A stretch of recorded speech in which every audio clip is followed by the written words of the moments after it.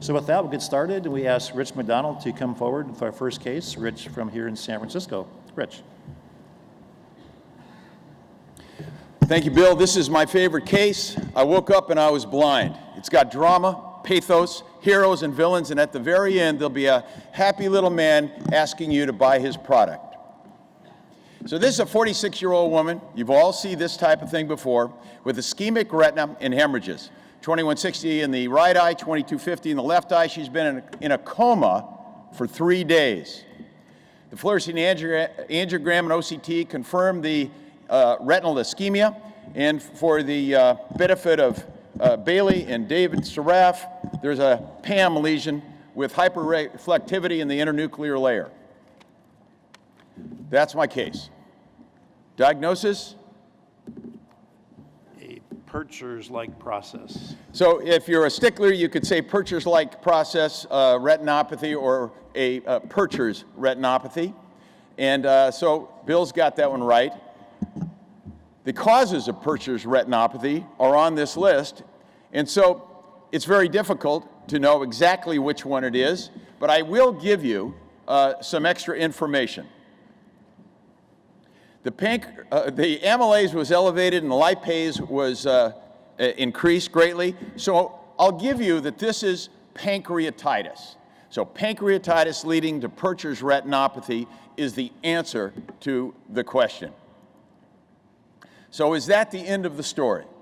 Would anyone like additional information? Absolutely.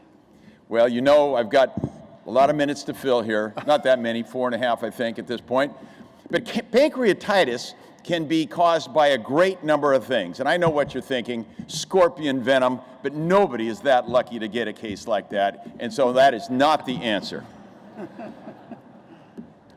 What are the two most likely things, Lee, that would cause pancreatitis? I would say alcohol and gallstones.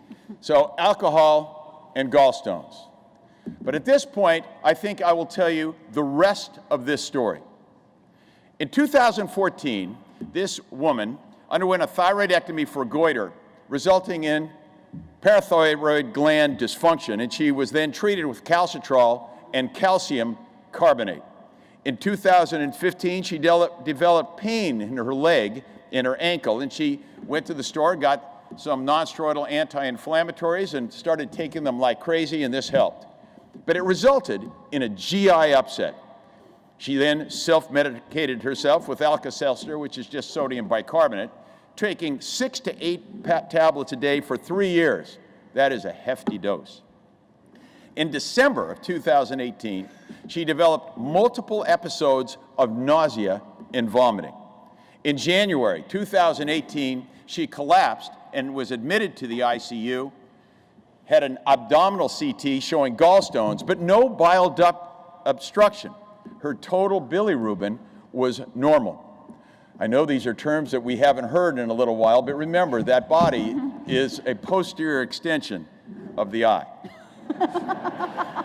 She was diagnosed with retinal failure and hypertension.